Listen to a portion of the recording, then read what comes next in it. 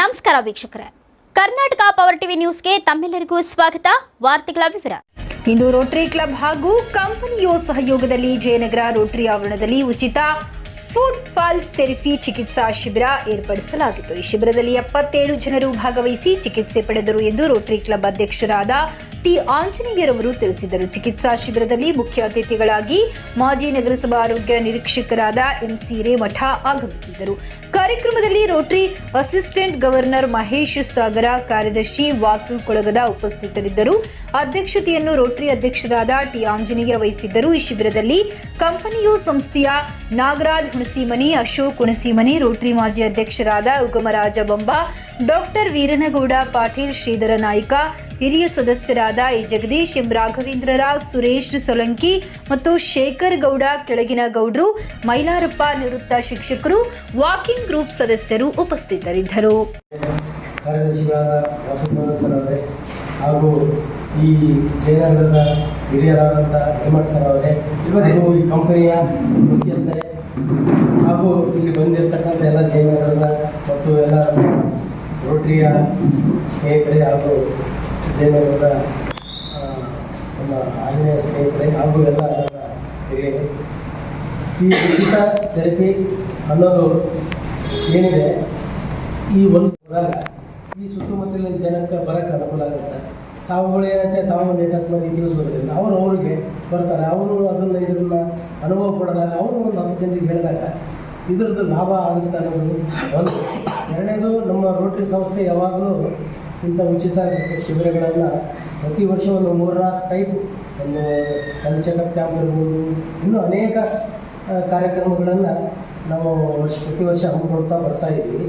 ಈ ವರ್ಷ ಈ ಒಂದು ಕಾರ್ಯಕ್ರಮವನ್ನು ನಮ್ಮ ಆಂಜನೇಯ ಸರ್ ಅಧ್ಯಕ್ಷತೆಯಲ್ಲಿ ಹಮ್ಮಿಕೊಂಡಿದ್ದಾರೆ. ಇದರ ಸದುಪಯೋಗವನ್ನು ಜಯನಗರ ಸುತ್ತಮುತ್ತಲಿನ ಜನ ಇದನ್ನು ಪಡೆದುಕೊಳ್ಳಬೇಕು.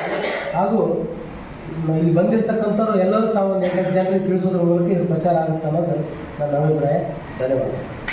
ಹೋದಾಗ ಈ ಸುತ್ತಮುತ್ತಲಿನ ಜನಕ್ಕೆ ಬರೋಕ್ಕೆ ಅನುಕೂಲ ಆಗುತ್ತೆ. ತಾವುಗಳು ಏನಂತೆ ತಾವು ನೆಟ್ಟಕ್ಕೆ ಮಂದಿ ತಿಳಿಸೋದ್ರಿಂದ ಅವರಿಗೆ ಬರ್ತಾರೆ. ಅವರು ಇದನ್ನು ಅನುಭವ ಪಡೆದಾಗ ಅವರು ಒಂದು 10 ಜನರಿಗೆ ಹೇಳಿದಾಗ ಇದರದ್ದು ಲಾಭ ಆಗುತ್ತೆ ಅನ್ನೋದು ಒಂದು. ಎರಡನೇದು, ನಮ್ಮ ರೋಟರಿ ಸಂಸ್ಥೆ ಯಾವಾಗಲೂ ಇಂಥ ಉಚಿತ ಶಿಬಿರಗಳನ್ನು ಪ್ರತಿ ವರ್ಷ ಒಂದು 3-4 ಟೈಪ್, ಒಂದು ಚೆಕಪ್ ಕ್ಯಾಂಪ್ ಇರ್ಬೋದು, ಇನ್ನೂ ಅನೇಕ ಕಾರ್ಯಕ್ರಮಗಳನ್ನು ನಾವು ಪ್ರತಿ ವರ್ಷ ಹಮ್ಮಿಕೊಳ್ತಾ ಬರ್ತಾ ಇದ್ದೀವಿ. ಈ ವರ್ಷ ಈ ಒಂದು ಕಾರ್ಯಕ್ರಮವನ್ನು ನಮ್ಮ ಆಂಜನೇಯ ಸರ್ ಅಧ್ಯಕ್ಷತೆಯಲ್ಲಿ ಹಮ್ಮಿಕೊಂಡಿದ್ದಾರೆ. ಇದರ ಸದುಪಯೋಗವನ್ನು ಜಯನಗರ ಸುತ್ತಮುತ್ತಲಿನ ಜನ ಇದನ್ನು ಪಡೆದುಕೊಳ್ಳಬೇಕು. ಹಾಗೂ ಇಲ್ಲಿ ಬಂದಿರತಕ್ಕಂಥವ್ರು ಎಲ್ಲರೂ ತಾವು ಜನರಿಗೆ ತಿಳಿಸೋದ್ರ ಮೂಲಕ ಇದು ಪ್ರಚಾರ ಆಗುತ್ತೆ ಅನ್ನೋದು ನನ್ನ ಅಭಿಪ್ರಾಯ. ಧನ್ಯವಾದ. ಆಗುವಂತೆ ಒಂದು ಕಾರ್ಯಕ್ರಮವನ್ನು ಆಯೋಜನೆ ಮಾಡುವಂಥದ್ದು ದೊಡ್ಡ ಮಟ್ಟದ ಕೆಲಸ ಆಗಿರುತ್ತದೆ.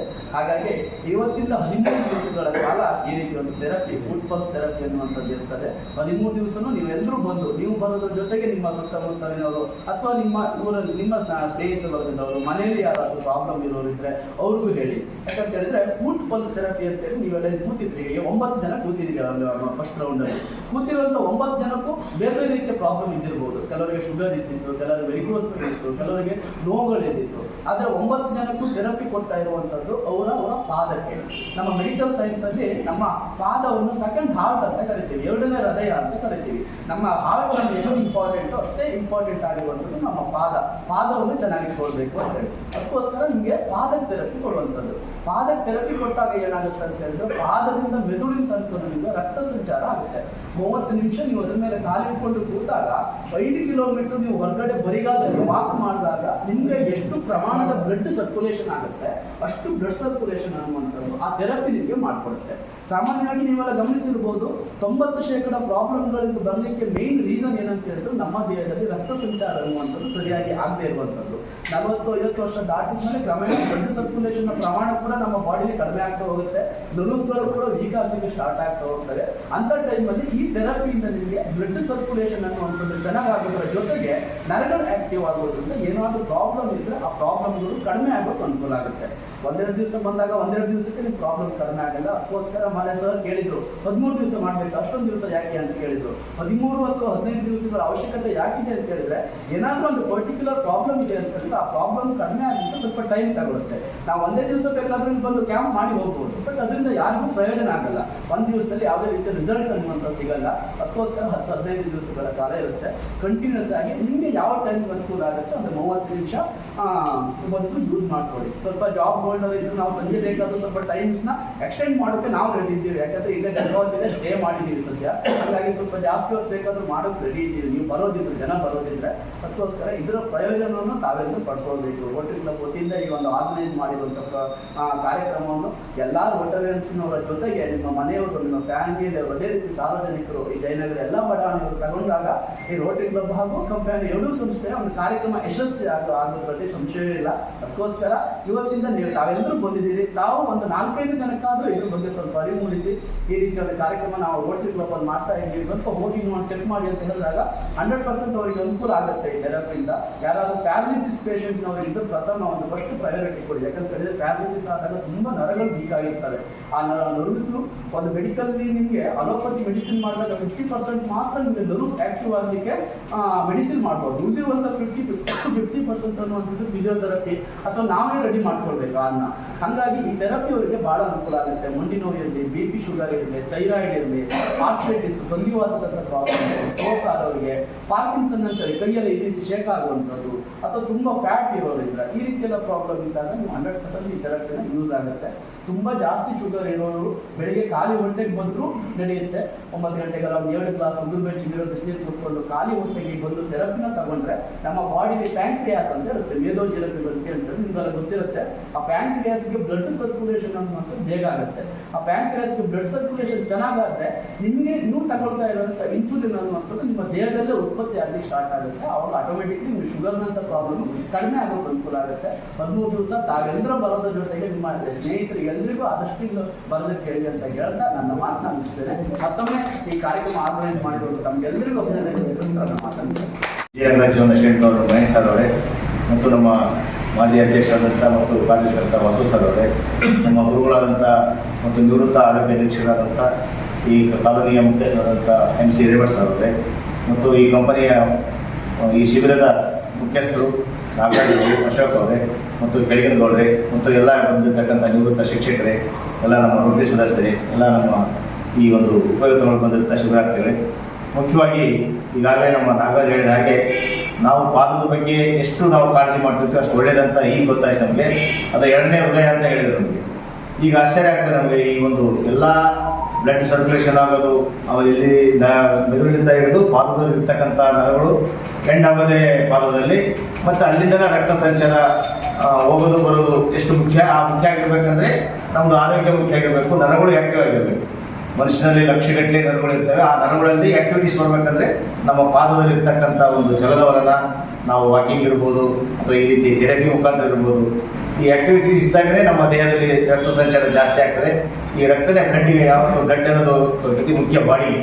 ಹಾಗಾಗಿ ಆ ಬ್ಲಡ್ ಸರ್ಕ್ಯುಲೇಷನ್ ಆಗಬೇಕಂದ್ರೆ ಏನೇನು ಅವಶ್ಯಕತೆ ಇದೆ, ನಮ್ಮ ನರಗಳು ದೋಷ ಇರ್ಬೋದು, ಮೈಕೈ ಇರ್ಬೋದು, ಸಂಧಿವಾತ ಇರ್ಬೋದು, ಬೇರೆ ಬೇರೆ ಕಾಯಿಲೆಗಳು ಇರ್ಬೋದು. ಆ ಕಾಯಿಲೆಗಳನ್ನು ಮಾಡ್ತಕ್ಕಂಥ ಈ ಥೆರಪಿ ಮುಖಾಂತರ, ಈ ಒಂದು ಮೆಷಿನರಿ ಮುಖಾಂತರ ಮಾಡ್ತಕ್ಕಂಥದ್ದು ಉಚಿತವಾಗಿ ನಮ್ಮ ರೋಟರಿ ಕ್ಲಬ್ಬು ಈ ಕಂಪನಿಯ ಜೊತೆ ಮಾಡ್ತಾ ಇದೆ. ಈ ರೋಟರಿ ಸಂಸ್ಥೆ ಸಹ ಈಗಾಗಲೇ ಸಾಕಷ್ಟು ಸುಮಾರು 120 ವರ್ಷಗಳಿಂದ ರೋಟರಿ ಸಂಸ್ಥೆಗೆ ವಿಶ್ವದಲ್ಲಿಯೇ ಸಮಾಜ ಸೇವೆಗೆ ಮುಖ್ಯ ಕಾರ್ಯನಿರ್ವಹಿಸುತ್ತದೆ. ಅಂಥ ಒಂದು ಸಂಸ್ಥೆ ಗಂಗಾವತಿ ನಗರದಲ್ಲಿ ಸುಮಾರು 25 ವರ್ಷಗಳಿಂದ ನಾವು ಸಮಾಜ ಸೇವೆ ತೊಡಗಿದ್ದೀವಿ. ನಮ್ಮ ಸಮಾಜ ಸೇವೆ ಮುಖ್ಯವಾಗಿ ಆರೋಗ್ಯ ಮತ್ತು ಶಿಕ್ಷಣ ಮತ್ತು ಆರ್ಥಿಕ ಈ ರೀತಿ ಹಲವಾರು ಕ್ಷೇತ್ರಗಳಲ್ಲಿ ಸಹ ನಾವು ಈ ಒಂದು ಸೇವೆಯನ್ನು ಕೈಗೊಳ್ಳುವ ಉದ್ದೇಶದಿಂದ ಇವತ್ತಿನ ದಿನದ ನಾವು ಒಂದು ಆರೋಗ್ಯದ ಬಗ್ಗೆ, ಮನುಷ್ಯನಿಗೆ ಆರೋಗ್ಯ ಮುಖ್ಯ, ಆರೋಗ್ಯದಿಂದಲೇ ಮುಂದೆ ಎಲ್ಲ ನಮಗೆ ಅನುಕೂಲತೆ ಇರ್ತಕ್ಕಂಥದ್ದು. ಆರೋಗ್ಯ ಮಹಾಭಾಗ್ಯ ಅಂತ ಹೇಳ್ತಾರೆ. ಅಂಥ ಒಂದು ಭಾಗ್ಯ ಪಡಿಬೇಕಾದ್ರೆ ನಾವು ಕಾಳಜಿ ವಹಿಸಬೇಕಾಗ್ತದೆ.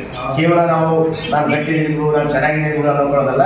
ನಮ್ಮಲ್ಲಿ ಏನೇನದು ಅಂತ ನಮಗೆ ಗೊತ್ತಾಗೋದು. ಈ ರೀತಿ ಏನಾದ್ರು ಒಂದು ಚೆಕಪ್ ಮಾಡಿಸಿದಾಗ, ಈ ರೀತಿ ಶಿಬಿರಗಳಲ್ಲಿ ಏರ್ಪಡಿಸಿದಾಗ ನಮ್ಮಲ್ಲಿ ಇರ್ತಕ್ಕಂಥ ದೋಷಗಳಿರ್ಬೋದು, ಏನಾದರೂ ಅನಾನುಕೂಲತೆಗಳಿರ್ಬೋದು, ಇಂಥ ಒಂದು ಸಂದರ್ಭದಲ್ಲಿ ಗೊತ್ತಾಗ್ತದೆ. ಹಾಗಾಗಿ ಇಂಥ ಶಿಬಿರಗಳು ಎಲ್ಲರೂ ಏರ್ಪಡಿಸುತ್ತಾರೆ. ಬೇರೆ ಬೇರೆ ಸಮಾಜ ಸೇವೆಗಳು, ಲಯನ್ಸ್ ಇರ್ಬೋದು, ರೋಟರಿ ಇರ್ಬೋದು, JC ಇರ್ಬೋದು, ಮತ್ತು ಬೇರೆ ಇತರ ಸಂಘ ಸಂಸ್ಥೆಗಳು ಸಹ ಈ ರೀತಿ ಜನರಿಗೆ ಅನುಕೂಲ ಆಗುವ ಉದ್ದೇಶದಿಂದ ಇಂಥ ಒಂದು ಕಾರ್ಯಕ್ರಮ ಏರ್ಪಡಿಸಿದ್ದಾರೆ. ಅದು ಮುಖ್ಯವಾದ ಕಾರ್ಯಕ್ರಮ ಸಾರ್ವಜನಿಕರು ಸದುಪಯೋಗಪಡಿಸಿಕೊಳ್ಬೇಕು. ಇನ್ನು ನಾವು ಈಗಾಗಲೇ ಸುಮಾರು ಇದು ಸ್ಟಾರ್ಟ್ ಆಗಿದೆ 2-3 ದಿನದಿಂದ. ನಮ್ಮ ಮಹೇಶ್ ಅವ್ರ ಮನೆ ಹತ್ರ ನಾವು ಮೀಟಿಂಗ್ ಮಾಡಿ ಅವತ್ತು ಚರ್ಚೆ ಮಾಡಿದ್ವಿ. ಅವತ್ತಿಂದ ನಾವು ಇದಕ್ಕೆ ಚಾಲನೆ ಕೊಟ್ವಿ. ಹಾಗಾಗಿ ನಮ್ಮ ನಾಗರಾಜ್ ಅವರು ತಿಳಿಸಿದರು. ಹಾಗಾಗಿ ಇನ್ನು ಬರುವ ದಿನಗಳಲ್ಲಿ ಇವತ್ತು ಸ್ಟಾರ್ಟ್ ಏನು ಯಾರಿಗೂ ತೊಂದರೆ ಆಗೋದಿಲ್ಲ, ಯಾರು ಸೈಡ್ ಎಫೆಕ್ಟ್ ಇಲ್ಲ, ಭಯ ಪಡೋದಿಲ್ಲ, ಅದು ಇಲ್ಲ ಇದಿಲ್ಲ ಏನೋ ಅನ್ನೋ ಅವಶ್ಯಕತೆ ಇಲ್ಲ, ಈಸಿಯಾಗಿ ಮಾಡ್ಕೊಂಡು ಹೋಗ್ಬೋದು. ಹಾಗಾಗಿ ತಾವು ಪ್ರಚಾರ ಮಾಡಂತ ಹೇಳ್ತಾ ಅವರಿಗೆ ನಾಗರಾಜ್ ಅವರಿಗೆ ಮತ್ತು ಅಶೋಕ್ ಅವರಿಗೆ ಭಾಳ ಇಂಟ್ರೆಸ್ಟಿಂದ ಅವರು ಚೆನ್ನಾಗಿ ಕೆಲಸ ಮಾಡ್ತಿದ್ದಾರೆ.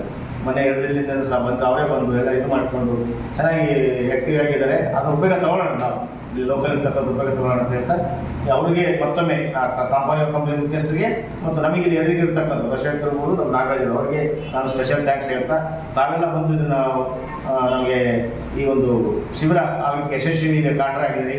ಮತ್ತು ನಮ್ಮ ಸ್ವಾಮಿ ಗುರುಗಳು ಮತ್ತು ನಮ್ಮ ಕೆಳಗಿನ ಗೌಡರು ನಮ್ಮ ಕಾಲೋನಿಯ ಮುಖ್ಯಸ್ಥರು ಬಂದಿದ್ದಾರೆ. ಅದು ನಮ್ಗೆ ಭಾಳ ಸಂತೋಷ. ದಯವಿಟ್ಟು ತಾವು ಎಲ್ಲರಿಗೂ ಹೇಳ್ರಿ ಇದು ಉಪಯೋಗ ತಗೊಳ್ರಿ ಅಂತ ಹೇಳ್ತಾ ಈ ಒಂದು ಅವಕಾಶ ಕೊಟ್ಟಿದ್ದಕ್ಕಾಗಿ ಮತ್ತೊಮ್ಮೆ ತಮ್ಮೆಲ್ಲರಿಗೂ ಅನಿಸಿ ನಾನು 2 ಮಾತು ಮುಗಿಸ್ತೇನೆ. ಅಧ್ಯಕ್ಷರಾದಂತಹ ಶ್ರೀಯುತ ರೊಟೇರಿಯನ್ ಆಂಜನೇಯ ಸರ್ ಅವರನ್ನ ಹೃತ್ಪೂರ್ವಕವಾಗಿ ಸ್ವಾಗತ. ನಮ್ಮ ರಾಜ್ಯದ ಎಲ್ಲಾ ಜಿಲ್ಲೆಗಳಲ್ಲೂ ಕೂಡ ಇರುತ್ತೆ. ಅದೇ ರೀತಿ ಕೊಪ್ಪಳದಲ್ಲೂ ಕೂಡ ನಮ್ಮ ಬ್ರಾಂಚ್ ಇರುತ್ತೆ. ಒಂದು 15 ದಿವಸಗಳ ಹಿಂದೆ ನಮ್ಮದು ಕೊಪ್ಪಳ ಡಿಸ್ಟ್ರಿಕ್ಟ್ನ ಕುಷ್ಟಗಿ ಮತ್ತು ಚಿಕ್ಕಮಗಳೂರು ಯಲಬುರ್ಗ ನಮ್ಮ ಕ್ಯಾಂಪ್ ಫಂಕ್ಷನ್. ಕುಷ್ಟಗಿಯಲ್ಲಿ ನಾನು ಒಬ್ಬರನ್ನ ಕೇಳಿದೆ, ಗಂಗಾವತಿಯಲ್ಲಿ ನಾನು ಈ ರೀತಿ ಒಂದು ಕ್ಯಾಂಪ್ ಮಾಡಬೇಕು ಅಂತ ಅಂದ್ಕೊಂಡಿದ್ದೀವಿ. ಅಲ್ಲಿ ಹೋಗಿ ಯಾರನ್ನ ನಾವು ಮಾತಾಡ್ಸಿದ್ರು ಸ್ವಲ್ಪ ನಮ್ಗೆ ಅನುಕೂಲ ಆಗುತ್ತೆ, ಯಾರು ಸ್ವಲ್ಪ ಅಲ್ಲಿ ಇಂಟ್ರೆಸ್ಟೆಡ್ ಇರ್ತಾರೆ ಅಂತ ಹೇಳಿದಾಗ ಬಹುಶಃ ಫಸ್ಟ್ ಹೇಳಿರುವಂಥದ್ದು ನಮ್ಮ ರೋಟರಿ ಕ್ಲಬ್ನ ಗಂಗಾವತಿಯಲ್ಲಿ ಈ ರೀತಿ ಒಂದು ರೋಟರಿ ಕ್ಲಬ್ ಇದೆ. ನೀವು ಅಲ್ಲಿ ಹೋಗಿ ಅಪ್ರೋಚ್ ಮಾಡಿ ಯಾರನ್ನಾದ್ರೂ ಮಾತಾಡಿಸಿ 100% ಅವರು ಈ ರೀತಿ ಒಂದು ಕಾರ್ಯಕ್ರಮಗಳನ್ನು ಮಾಡ್ತಾ ಇದ್ದಾರೆ ಅಂತ ಹೇಳಿದ್ರು. ಅದ್ರ ಜೊತೆಗೆ ರೀಸೆಂಟ್ ಆಗಿ ನಮ್ದು 1 ತಿಂಗಳಿಂದ ತಾವರಗೆರೆಯಲ್ಲಿ ನಮಗೆ ಕ್ಯಾಂಪ್ ಆಗಿತ್ತು. ತಾವರಗೆರೆಯಲ್ಲಿ ಒಬ್ಬರು ಹೆಡ್ ಮಾಸ್ಟ್ರು ರೋಟರಿಯಲ್ಲಿ ವರ್ಕ್ ಮಾಡ್ತಾ ಇದ್ದಾರೆ, ಶಾಲೆಯಲ್ಲಿ ವರ್ಕ್ ಮಾಡ್ತಾ ಇದ್ದಾರೆ. ಅವರು ಹೇಳಿದ್ರು ನಂಗೆ ಅಲ್ಲಿ ಯಾರಿಗೂ ಪರಿಚಯ ಇಲ್ಲ, ಬಟ್ ಈ ರೀತಿ ಎಲ್ಲ ಕಾರ್ಯಕ್ರಮ ಮಾಡ್ತಾ ಇರುವಂಥದ್ದು ಪೇಪರ್ನಲ್ಲಿ ನೋಡ್ತಾ ಇದ್ದೀವಿ, ನೀವು ರೋಟರಿನಲ್ಲಿ ಹೋಗಿ ಒಂದ್ಸಲ ಕೇಳಿ 100% ಅವ್ರು ಮಾಡ್ಕೊಡ್ತಾರೆ ಅಂತ ಹೇಳಿದ್ರು. ಆಮೇಲೆ ಕುಷ್ಟಗಿಲಿ ನನಗೆ ಶಾರದಾ ಶೆಟ್ಟರ್ ಅಂತ ಹೇಳಿ ಅವರು ನಮ್ಮ ರೋಟರಿ ಕ್ಲಬ್ ಅಧ್ಯಕ್ಷರಾಗಿರುವಂಥ ಆಂಜನೇಯ ಸರ್ನ ನಂಬರ್ ಕೊಟ್ಟರು.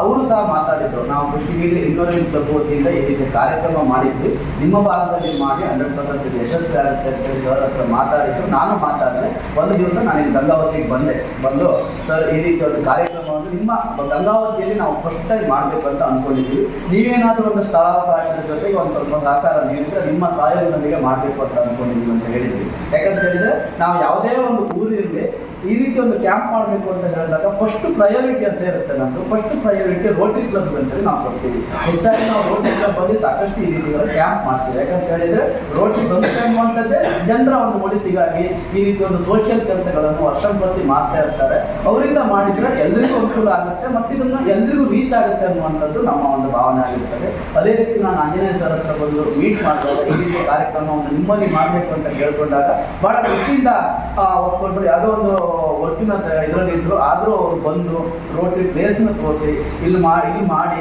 ಅದ್ರ ಜೊತೆಗೆ ಇದು ನಂದು ಒಬ್ಬರದೇ ಡಿಸಿಷನ್ ಅಲ್ಲ, ಇವತ್ತು ಸಂಜೆ ನಾನು ನಿಮಗೆ ಕಾಲ್ ಮಾಡ್ತೇನೆ, ನಮ್ಮವ್ರನ್ನೆಲ್ಲ ಎಲ್ಲ ಕೇಳ್ಕೊಂಡು ಎಲ್ಲರೂ ಒಂದು ಒಪ್ಪಿಗೆ ತಗೊಂಡು ಇವತ್ತು ಸಂಜೆ ಕಾಲ್ ಮಾಡ್ತೀನಿ ಅಂತ ಹೇಳಿದಾಗ ನಾವು ಬರೀ ಅರ್ಧ ದಿವಸದಲ್ಲೇ ಈ ರೀತಿ ಒಂದು ಕಾರ್ಯಕ್ರಮ ಮಾಡಲಿಕ್ಕೆ ನಮ್ಗೆ ಅವಕಾಶ ಸಿಕ್ತು.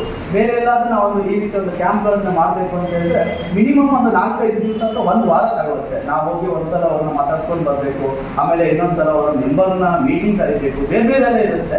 ಆದರೆ ಇಲ್ಲಿ ಹಂಗಾಗಿಲ್ಲ, ಗಂಗಾವತಿ ರೋಟರಿ ಕ್ಲಬ್ಬಲ್ಲಿ ಆ ರೀತಿ ಆಗಿಲ್ಲ. ಜನಪರವನ್ನು ನಾವು ಕೆಲಸ ಮಾಡ್ತಾ ಇದ್ದೀವಿ ಅಂತ ಗೊತ್ತಾದಾಗ ಬರೀ ಅರ್ಧ ದಿವಸದಲ್ಲೇ ಒಂದು ಈ ರೀತಿ ಒಂದು ಪರ್ಮಿಷನ್ ಸಿಕ್ಕಿದೆ. ಬಹಳ ಖುಷಿ ಆಗ್ತಾ ಇದೆ. ರೋಟರಿಗೆ ಇಷ್ಟೊಂದು ಜನರ ಒಂದು ಪ್ಲೇಸಲ್ಲಿ ಬಂದು ನಮಗೊಂದು ಕ್ಯಾಂಪ್ ಮಾಡಲಿಕ್ಕೆ ಖುಷಿ ಆಗ್ತಾ ಇದೆ. ಹಾಗಾಗಿ ಇಲ್ಲಿ ಈ ಕ್ಯಾಂಪ್ನ ಆರ್ಗನೈಸ್ ಮಾಡಿರುವಂಥ ರೋಟರಿ ಕ್ಲಬ್ನವರಿಗೆ ನಾನು ಪ್ರಥಮವಾಗಿ ಅಭಿನಂದನೆಗಳನ್ನು ಸಲ್ಲಿಸ್ತೇನೆ. ಯಾಕಂತ ಹೇಳಿದ್ರೆ